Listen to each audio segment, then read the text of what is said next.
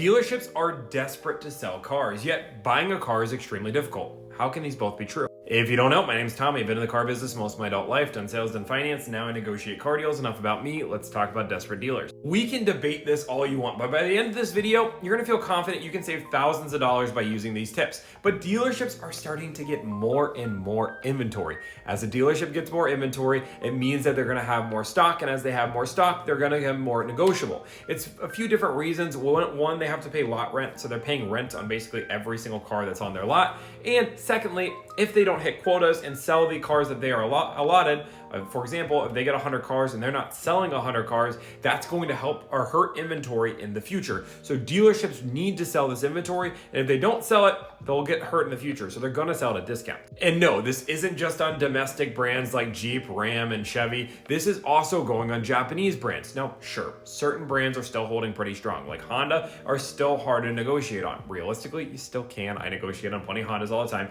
but almost every other brand has pretty high negotiability. Lexus, Toyota, Mazda, Subaru, whatever you want to name, I'm negotiating crazy discounts on all of them, thousands of dollars off each of these brands on each of these cars. So understand that you can negotiate right now. And the answer is not going into store. I'm sorry, dealerships keep using this, and I keep hearing the phrase over and over. It kills me because I negotiate like 6 deals a day, which is presence is power. Your presence is power. It is not true. That is not your power. And I promise you, dealerships are doing this because they need to make money. And this is why it's so important to understand this, because dealerships want you to assume the best possible deal you're going to get is coming in store. And that's because for the last 3 years, they've held the power and they want you to come in store, because when you come in store, they hold the keys. And I promise you, I can name, I'm going to do a live video here on one of the dealerships local to me, where I go into a dealership that says that the best deal is in store and I'm going to beat that deal. That's an exciting video that's coming out pretty darn soon.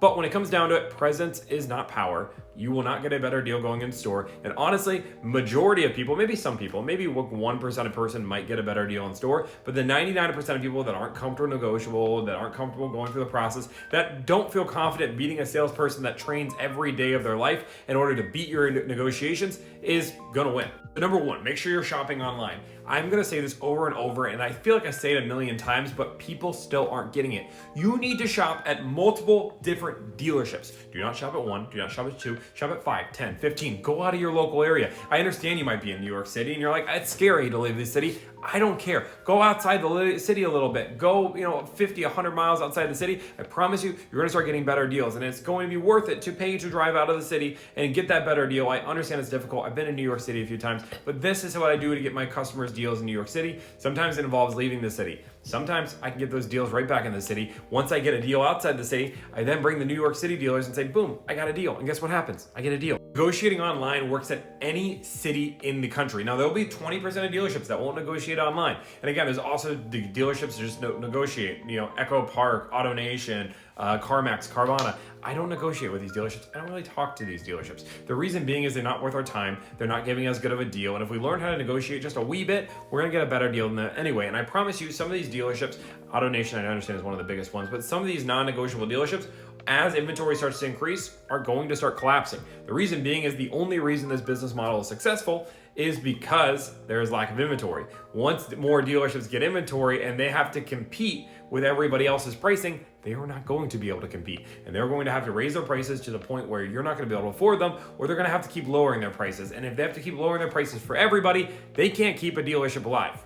Final tip, if you made it this far, and this is so incredibly important because this happens to my clients occasionally, is you need to be careful for finance. I understand this has nothing to do with this video, but I'm just throwing this tip out because I need to talk about it.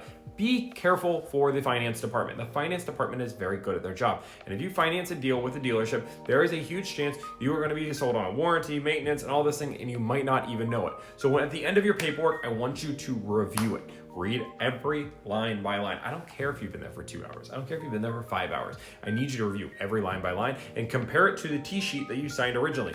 Make sure they match. If they do not match, that is a red flag. If it's off by $100, no big deal. But if you see a $3,000 line item, guess what? That's a red flag. That's scary. Don't do this. I know this is a little bit of a rant of a video, but guess what?